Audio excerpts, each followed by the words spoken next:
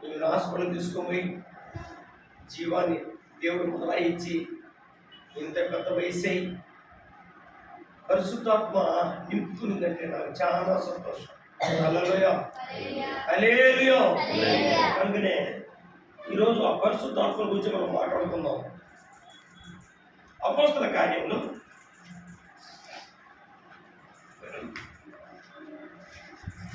ఎవరు చదువుతారు స్పీడ్గా? వారి కూడి ఉన్న చోటు కనిపించను.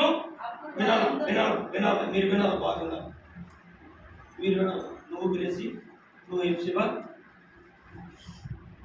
లిలీ, నువ్వు సోతే శుభ్రత మనమ్మ ఆరు, మీరు మీరు మీరు వినాలి. పట్టండి, చదువు 30 చదువు. వారు ప్రార్థన చేయగానే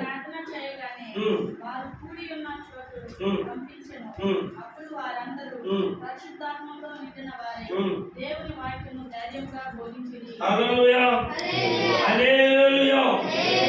వారు ప్రార్థన చేయగానే వారు కూడి ఉన్న చోటు కనిపించరు. అప్పుడు ఏం చేసిందంట? పరిశుద్ధాత్మతో నిండిన వారై. హల్లెలూయా, హల్లెలూయా.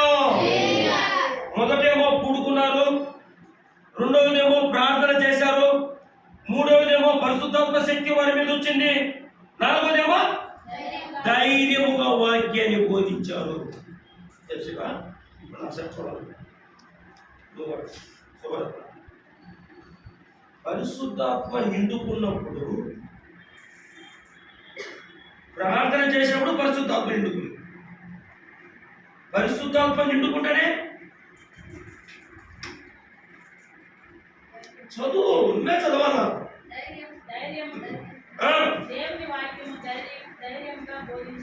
ఇప్పుడు నువ్వు మొదటి నుంచి చదువు. వారు ప్రార్థన చేయగా ఒకడు కూడుకున్నారు, రెండోది పరిశుద్ధాత్మ నింపుకున్నారు, మూడోది దేవుని వాక్యం ధైర్యంగా బోధించారు. పరిశుద్ధాత్మ వచ్చేసింది, పడిపోయి కూర్చుంటే దేవుని వాక్యం ఎవరు బోధిస్తారు? సంతోషం. పరిశుద్ధాత్మ నింపుకున్నారు,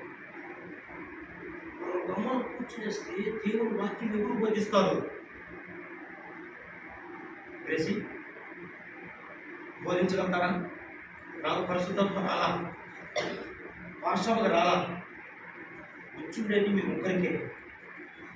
మీ ముగ్గురులో ముగ్గురు గమ్మను కూర్చునేస్తే దేవుని వాక్యం ఎవరు కరెక్ట్? కరెక్టేనా? ప్రార్థన చేశారు, పరిశుద్ధాత్మ శక్తి నింపుకున్నారు, మూడోది ధైర్యంగా వాక్యాన్ని బోధించారు. పరిశుద్ధాత్మ నింపుకున్నప్పుడు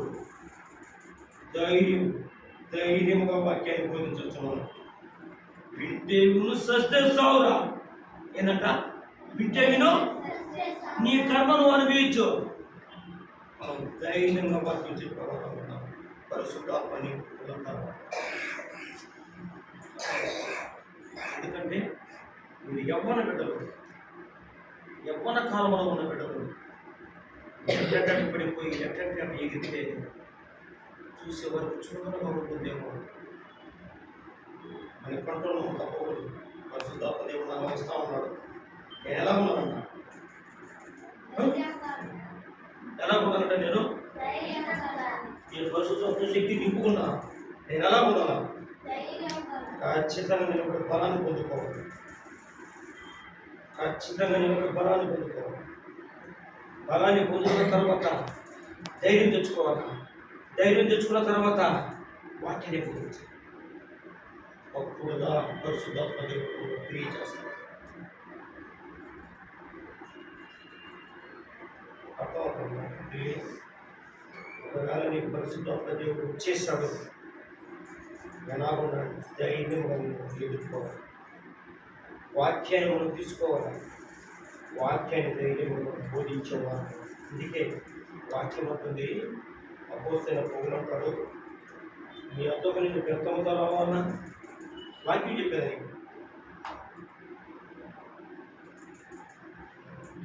రక్తంతో వచ్చేదా? వద్దు. అందుకే ధైర్యంతో మాట్లాడుతున్నాను.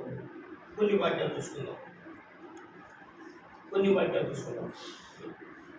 అపోస్తల కార్యంలో ఎక్కడికి వెళ్ళదండి.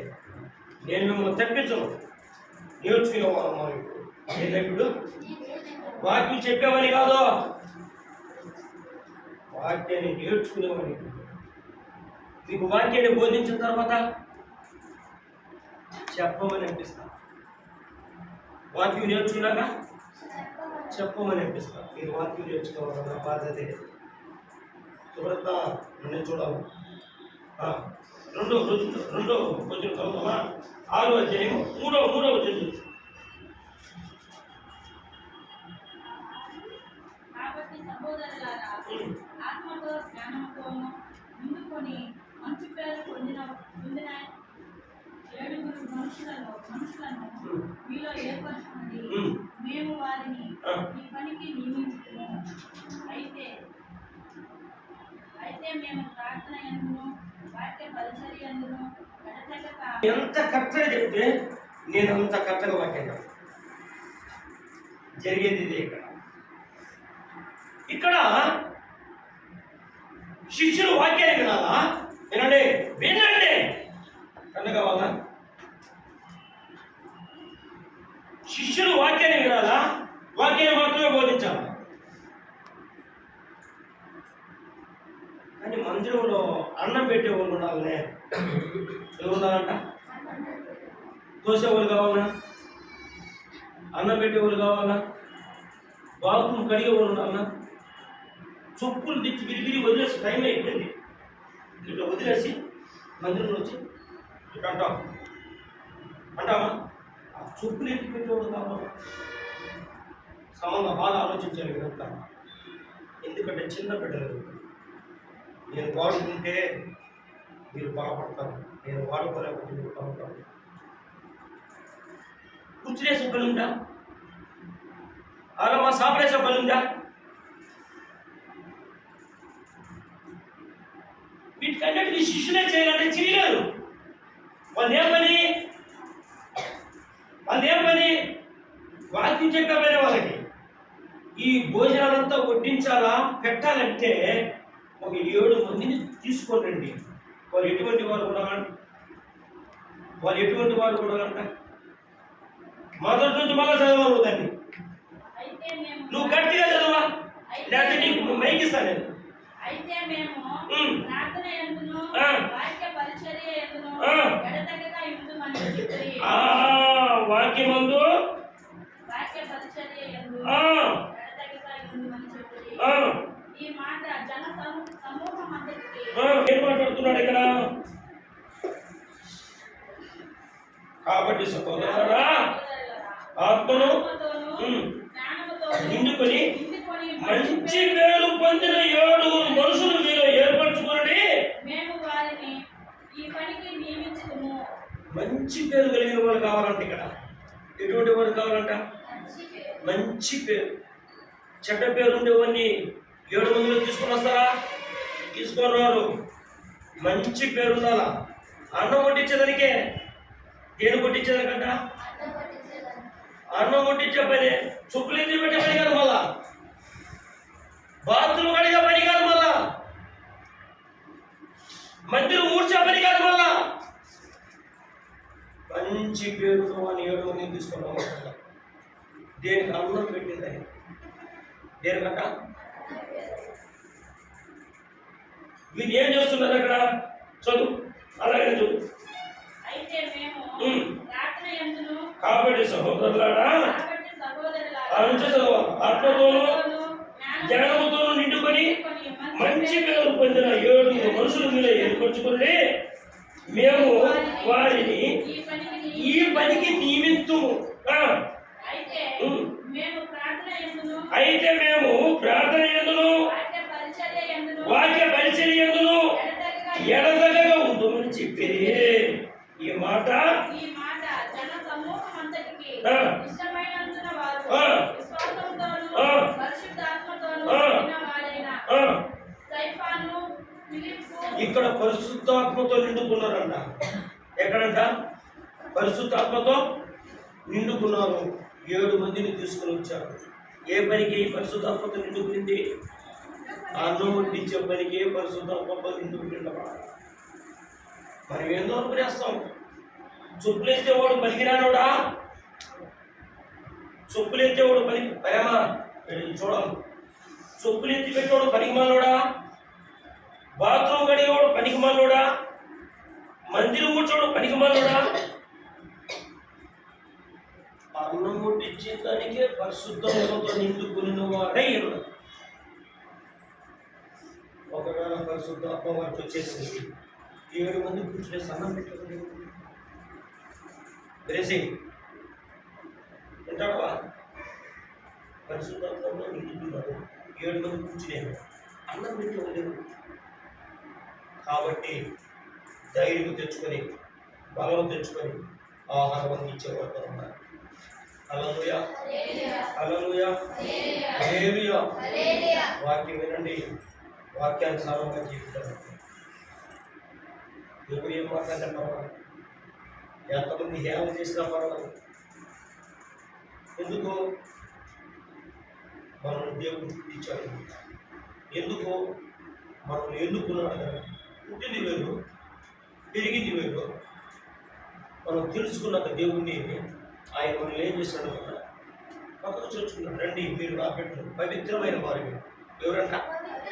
పవిత్రమైన బిడ్డలే. నా బిడ్డలు నా పక్కనే. హల్లెలూయా, హల్లెలూయా, హల్లెలూయా.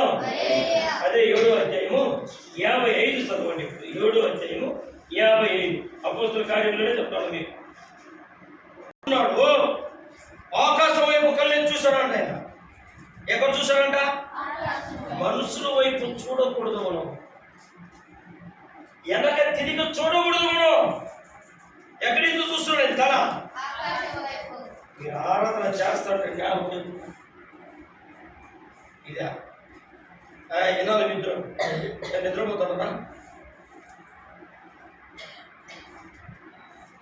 ఆకాశం వైపు కళ్ళని చూశాడంటే వెంటనే దేవుని యొక్క కుడిపార్శ్వన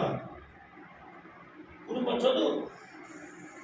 అయితే అతడు పరిశుద్ధాత్మతో నిండుకొనిన వాడై ఆకాశం వైపు తేరి చూచి దేవుని మహిమ యేసు దేవుని కుడిపార్శ్వమునందు నిలిచి ఆకాశము తెరవబడిను. మనిషి కుమారుడు దేవుని కుడిపార్శ్వమందు నిలిచి ఉండటయు చూస్తున్నానని చెప్పెను. హల్లెలూయా, హల్లెలూయా, హల్లెలూయా. అయితే అతడు పరిశుద్ధాత్మలో నిండుకున్న వాడై ఆకాశం వైపు తేరి చూచి దేవుని మహిమను యేసు దేవుని కుడిపార్శ్వమందు నిలిచి ఉండుటను చూచి ఆకాశము తెరవబడియు మనిషి కుమారుడు దేవుని కుడిపార్శ్వమందు నిలిచి ఉండుటయు చూచుచున్నానని చెప్పాను. హల్లెలూయా, హల్లెలూయా, హల్లెలూయా. ఇప్పుడు ఎవరు అలా చూస్తున్నారంటే స్టెఫన్ చూస్తున్నారు. ఎవరంట? సైమన్. స్టెఫన్ చూస్తున్నారు. ఆయన కొన్ని నిమిషాల రాళ్ళతో కొట్టి చంపేస్తారు. ఆయన ఇంకో కొద్ది నిమిషాల రాళ్ళతో కొట్టి చంపేస్తారు. పరిశుద్ధాత్మతో నిండుకున్న వాడే ఆకాశం వైపు తేరి చూశాడు కళ్ళు పెట్టి. యేసు ప్రభు తన తండ్రి కుడిపార్శ్వమందు కూర్చోన్నాడంట. అది చూస్తున్నాడు ఆయన. ఇంకేందో చూడలా. వీళ్ళు చంపేస్తారే, వీళ్ళు నన్ను రాళ్ళతో కొట్టేస్తారే, అయ్యో కొన్ని నిమిషాలు నేను చచ్చిపోతానని ఆలోచించలేదంట ఆయన. తన తండ్రి వైపు చూస్తున్నాడు. దాని కింద చదువు అలాగే. అప్పుడు వారు పెద్ద కేకలు వేసి చెవులు మూసుకొని ఏకముగా అతని మీద పడి హల్లెలూయా శపథ మీద పడిపోయారు. రాళ్ళతో కొట్టి చంపేశారు. రాళ్ళతో కొట్టి చంపేస్తుంటే ఏమంటున్నాడంటే పరిశుద్ధాత్మతో నిండుకున్నవాడు వీరిని క్షమించి ప్రభువా, వీరు తెలియకుండా చేస్తున్నారని చెప్తున్నారు. ఒకవేళ స్టెఫను పరిశుద్ధాత్మ వచ్చేసి నీకు చంపేస్తాను గమనం కనుక్కునేశాడా? లేదే. దేవుని చూస్తున్నాడంటే యేసు ప్రభు ఎక్కున్నాడు, తన తండ్రి కుడిపార్శ్వం మీద ఉన్నాడు. అది చూస్తున్నాడు. ఆయన మహిమను చూస్తున్నాడు. ఎంత గొప్పవాడు స్టెఫెన్. హల్లెలూయా, హల్లెలూయా. బాగా అర్థం చేసుకోలేదు నామా. ఒక అర్థం కాకుండా అదేం తాత అంటే చెప్తా. అర్థమైందా? హల్లెలూయా. 9వ అధ్యాయము 17వ వచనం చూద్దామా? అననీయ వెళ్ళి ఆ ఇంట ప్రవేశించి అతని మీద చేతులుంచి, సౌలా, సహోదరుడా, నీవు వచ్చిన మార్గములో నీకు కనబడిన ప్రభువైన యేసు నీవు దృష్టి పొంది పరిశుద్ధాత్మతో నింపబడినట్లు నన్ను పంపి ఉన్నాడని చెప్పాను. హల్లెలూయా. ఎందుకు పోయిన కళ్ళు ఆయనకి? ఎవరైనా సౌలు. ఎవరంటే ఆయన సౌలు. యేసు ప్రభు బిడ్డల్ని చంపేస్తుంటే, యేసు ప్రభు బిడ్డల రక్తం పారుతా ఉంటే దేవుడు ఓర్చుకోలేకుండా వేదన పడుతున్నాడు.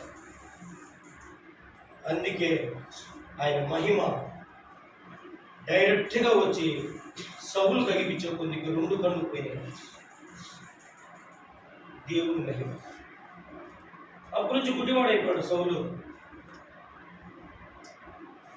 అర్థమైపోయింది సౌలుకి, నా బిడ్డలను చంపకూడదు.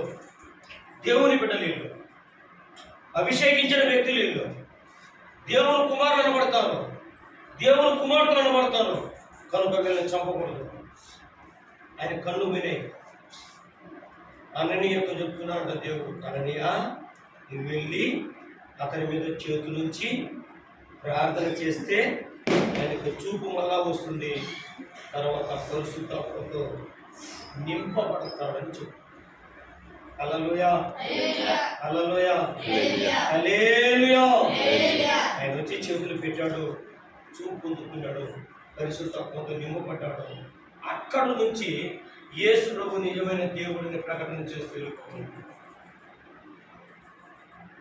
మంచి చదివిన వ్యక్తి అయినా డిగ్రీలు చేశాడు. ఆయన ఏం చేశాడంట?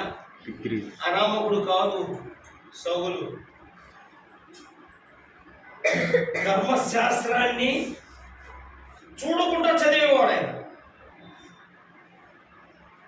ధర్మశాస్త్రము గమలీయుల పాదముల కింద కూర్చొని నేర్చుకున్నాడంట. కుర్చీలో కూర్చొని నేర్చుకోవాలి ఆయన. ఇంటి ఎత్తున ఏంటంట? అందుకే మందిరంలో నేర్పించేది మీరు కింద కూర్చోండి. చాలా మందికి తెలివిలే. డైరెక్ట్గా కూర్చుంటారా పైన? నేను ఎక్కడ కూర్చోకపోతాను? ఇది నా స్థలం, అది దేవుని స్థలం. అది దేవుడిదంట. గమనీయుల పాదముల కింద కూర్చొని ధర్మశాస్త్రాన్ని నేర్చుకున్నవాడు అపొస్తలుడైన పౌలు. అప్పుడు సౌలుగా ఉన్నవాడు దేవుని ఎదిగాక పౌలుగా మార్చబడ్డాడు. ఆయన మన పాదాల ముందర కూర్చొని నేర్చుకున్నాడు. ఎంత గొప్పవాడు అతను. అనామకుడు కాదు, పామరుడు కాదు, చదువులేని మొద్దు కాదు. ఆయన యేసు ప్రభు ఎప్పుడైతే డైరెక్ట్గా అగిపించాడో, నేను ఈ బిడ్డని చంపకూడదు, ఆయన కళ్ళు వినే చూపు లేదు, కడులు అనుకుంటా పోతున్నాడు, తన ఇంట్లో కూర్చోన్నాడు. అననీయ వెళ్ళి చేతులు ఉంచి ప్రార్థన చేసేంత ఆయన కళ్ళు చూపుతున్నాడు. హల్లెలూయా, హల్లెలూయా. కనుక పరిశుద్ధాత్మతో నిండుకున్నవాడే అక్కడి నుంచి లేచి సువార్తను చెప్పేదానికి వెళ్ళిపోతున్నాడు. ఏం నమ్ముతున్నాడు ఆయన? పరిశుద్ధాత్మ వచ్చేసి నేను గమన కూర్చుంటే సువార్త ప్రకటన చేస్తారు. అపోస్తలుల పౌలు తిరిగి సంఘాలు కట్టబడ్డాయి. సువార్త వ్యాపించిందట. సువార్త ఎక్కడ దాకా వ్యాపించిందట? భూదిగంతముల వరకు వ్యాపించింది. హల్లెలూయా, హల్లెలూయా, హల్లెలూయా, హల్లెలూయా, హల్లెలూయా. 13వ అధ్యాయము 9వ వచనం చూసుకుందామా? 13. అందుకు పౌలు అనబడిన సౌలు పరిశుద్ధాత్మతో నిండినవాడై అవును అతని పేరు చూచి సమస్త కపటముతోను సమస్త దుర్మార్గముతోను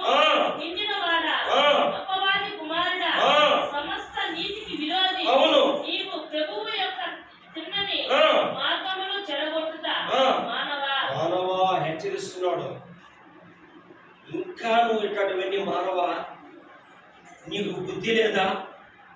నీకు సిగ్గు లేదా? నీకు ఈనం లేదా? మానవ లేదా? ఇంకా మానవ ఎంత గొప్పగా రాయబడి ఉన్నదో. కాబట్టి మనము దేవుని మర్చిపోయేవాళ్ళం కాదు, దేవుణ్ణి స్తుతించేవాళ్ళం. 13వ అధ్యాయం 47, 52 ముగించేస్తాను. 13వ అధ్యాయం 47, 52 వరకు చదువుతాం, అర్థమైపోతుంది మనకి. నీవు భూదిగంతముల వరకు రక్షణార్థముగా ఉండునట్లు నిన్ను అన్యజనులకు వెలుగుగా ఉంచి ఉన్నానని ప్రభువు మాకు ఆజ్ఞాపించినది. అన్యజనులు ఆ మాట విని సంతోషించి దేవుని వాక్యమును మహిమపరిచి అవును, మరియు నిత్య జీవములకు నిర్ణయింపబడిన వారందరూ విశ్వసించిరి. ప్రభువు వాక్యము ఆ ప్రదేశమంతటా వ్యాపించను. కానీ భక్తి మర్యాదలు గల స్త్రీలను ఆ పట్టణపు ప్రముఖులను లేపి పౌలునకు బర్నబాకు హింస కలుగు చేసి వారిని తమ ప్రాంతము నుండి వెళ్ళగొట్టిరి. వీరు తమ పాదధూళిని వారి తట్టు దులిపివేసి ఈకునియాకు వచ్చిరి. అయితే శిష్యులు ఆనందపడుతున్నారు, పరిశుద్ధాత్మతో నిండిన వారైరి.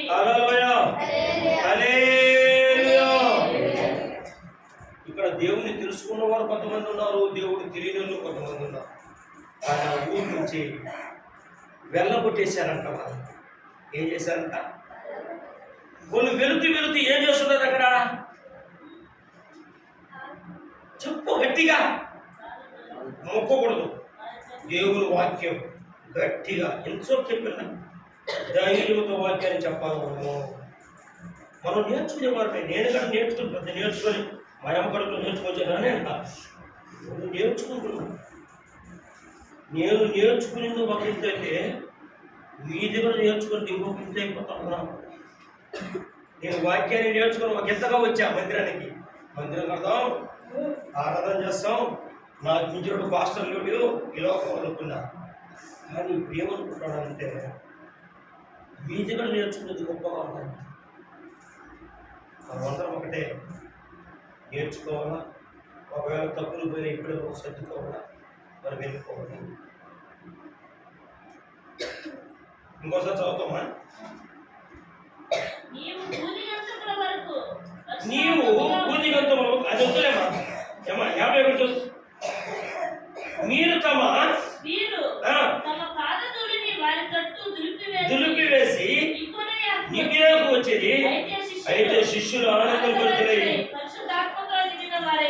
ఆనందముతో అట్ట పరిశుద్ధాత్మతో నింపుకునేసారు. ఆనందం వచ్చేసింది వాళ్ళకి.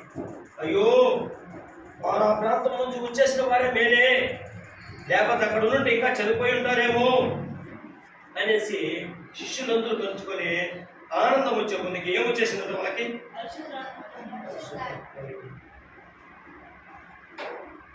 లూకా సువార్త 1వ అధ్యాయం 15వ వచనం మాత్రం చదువుతామా?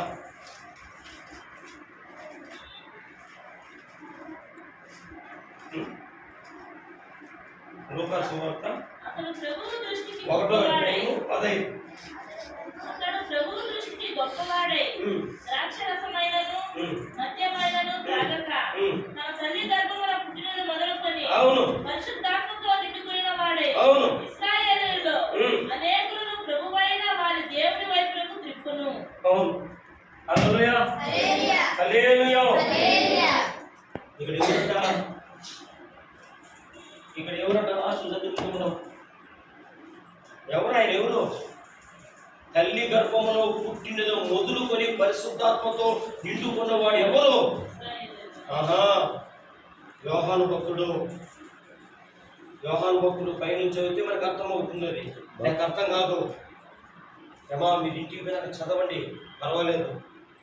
ఒకవేళ ఏదో చదవకపోయినా బడి లేనప్పుడు కూర్చొని చదవండి అని చెప్పి మీరు రాసుకున్నారు బిడ్డలు. బడి లేనప్పుడు కూర్చొని చదవండి, మీకు మంచిది. యోహాను భక్తుడు అంట ఎవరు కొడుకు యోహాను? చక్రయ్య ఎలిజబెత్. చెప్పండి, నువ్వే చెప్పాలి కదమ్మా. సంతోష్, నువ్వు కూడా చెప్పాలా? మీరు గమ్మునుంటే లాభం లేదు. యోహాను ఎవరు? చక్రయ్య ఎలిజబెత్ కొడుకు.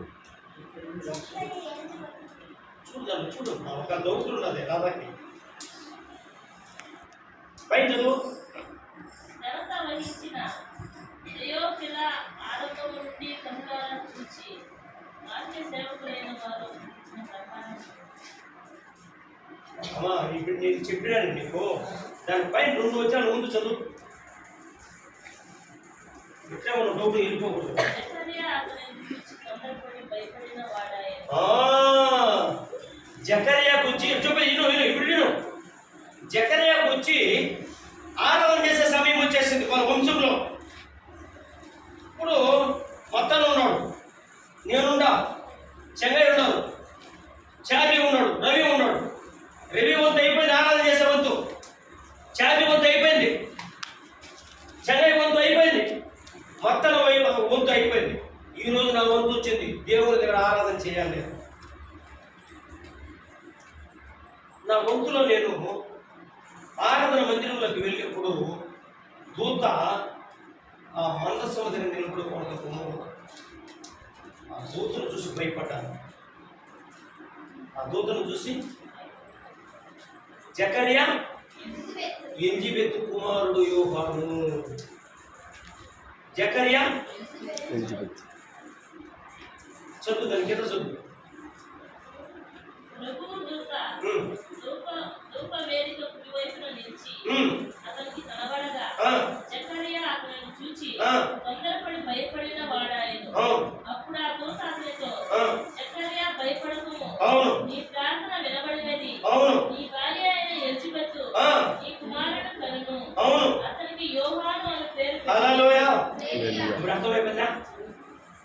ఎందుకంటే మనం చోటువారం కాదు, గుడ్డివారం కాదు, మునింది కొంచెమైనా మనం నేర్చుకొని వెళ్ళిపోదాం. ఇది అట్నే మనసులో ఉండిపోతాము. తర్వాత తెల్లారి అమ్మ చదివేటప్పుడు తోమ డౌట్ వచ్చింది నాకు. అందుకే చార్లీని అడిగితే తోమ అని చెప్పాను. మన వాక్యం చూస్తే తోమనే ఉంది. కొన్ని తెలియనట్టు మనం చూసుకోవాలి, కొన్ని తెలిసినట్టు చూడాల్సిన అవసరం లేదు. కాబట్టి మనము కరెక్ట్గా తెలుసుకొని వెళ్ళిపోతే మనకి మంచిది. యోహాను పుట్టుకంట తల్లి గర్భములో నుంచి పడినప్పటి నుంచి పరిశుద్ధాత్మతో నింపబడ్డాడంట బిడ్డ. ఎంత గొప్పవాడు ఆయన రెండు చేతితో ఆయన ఆ రోజు ఆ సేవ చేయకపోతే ఈ రోజు మనం ఇక్కడ మాట్లాడుకుంటామా? ఆయన బట్టి వాళ్ళ తల్లిదండ్రులు అంత పవిత్రంగా లేకపోతే ఈరోజు వాళ్ళ తల్లిదండ్రులు జకర్యాని బట్టి ఎలిజబెత్ని బట్టి మనం ఈరోజు మాట్లాడుకుంటామా? వాళ్ళ కుమారుని బట్టి ఈరోజు మాట్లాడుకుంటామా? కనుకనే ఈరోజు మాట్లాడుకునే ధన్యత మనకు వచ్చింది. ఇప్పుడు పరిశుద్ధాత్మ నాకు వచ్చింది, ఆరాధన చేస్తా ఉన్నా. నా ఆరాధనలో అందుకే మేము సరిగ్గా నిలవడమంట. పాట పాడేటప్పుడు, కీర్తన పాడేటప్పుడు గుర్తుందా మీకు? సరిగ్గా కాలు పాలు పెట్టాను. ఆలు కూడా ఒక పక్కన పెట్టుబడితే కాలు చూడు, నా కాలు చూస్తాను. మైనమ్మ గడ పెట్టి పడుతుంది. అందుకే అక్కడ పిల్లలు మీరు 2 కాళ్ళు దగ్గర పెట్టుకొని పాట పాడండి. పాట పాడేటప్పుడు కొన్ని మనకి తెలియకనే చూడగానే పాట పాడతాం. ఆ వచ్చినాన్ని పాడతామా పాడమా చూడగానే. ఇప్పుడు ఒక పాటలో నాకు ఒక్కొక్కటే నేను నచ్చుతుంది, అది వింటా, కళ్ళలో నీళ్ళు కూడా వచ్చేస్తాయి. మళ్ళీ ఆ పాట పాలేను గబక్కని ఖర్చు పెట్టుకుని చూసుకోవాలి. పరిశుద్ధాత్మ శక్తి వచ్చినప్పుడు కదా మనం అలాగనే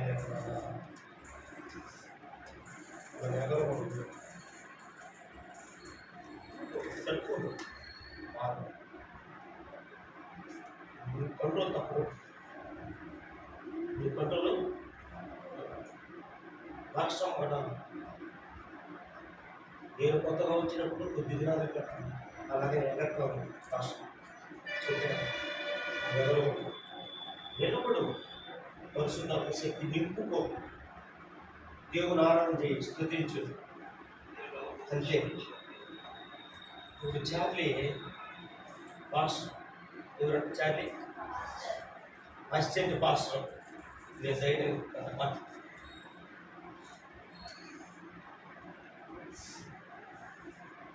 పాస్టర్ కుమార్తెలు ఎలా ఉండాలంటే ప్రత్యేకత. పాస్టర్ భార్య ఉండాలంటే ప్రత్యేకత ఉండాలా లేదా? వాళ్ళు వినాల ముందు అక్కగా వినేది. కాబట్టి పరిశుద్ధాత్మ వచ్చినప్పుడు సంతోషం, మరి కంట్రోల్ తక్కువ అంత పురుషులు ఉంటారు, ఆరాధన చేస్తూ ఉంటారు. ఇక్కడంతా స్త్రీలు ఉంటారు, ఆరాధన చేస్తే ఆరాధన చేసే పురుషులు తగ్గితే తగలచ్చా? అందుకనే సాపలు ఇక్కడ దాకానే వేస్తాను పురుషులకి, అందుకనే సాపలు ఇక్కడ దాకానే వేస్తాను. ఇది ఖాళీ ఉంది.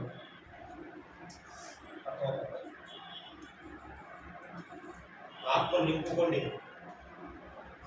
ఆత్మే దేవుడు. పరిశుద్ధాత్ముడు ఎందుకు కూర్చాడంటే, ఒక వాక్యం ఉంది ఒకసారి. పరిశుద్ధాత్మ దేవుడు ఎందుకు కూర్చాడంటే, శిష్యులు ఉన్నారు 12 మంది యేసు ప్రభు చేసిన అద్భుత క్రియలన్నీ చూశారంట, ఆయన చెప్పిన వాక్యం అంతా విన్నారంట. కానీ మర్చిపోతా ఉన్నారు. వీళ్ళు ఏం పోతున్నారు? వాళ్ళు డిగ్రీ చేయలే, వాళ్ళు చదువు లేదు. చదువు లేని వాళ్ళు ఎన్నో క్లాసులో? 8th class. ఇంగ్లీష్ అయినా తెలుగా? నువ్వు 10th క్లాస్, నువ్వు 7th క్లాస్. చూడద్దా నిద్రపోతాడు. మీ మాతో జ్ఞానం లేదు, వాళ్ళకి చదువులు లేవు.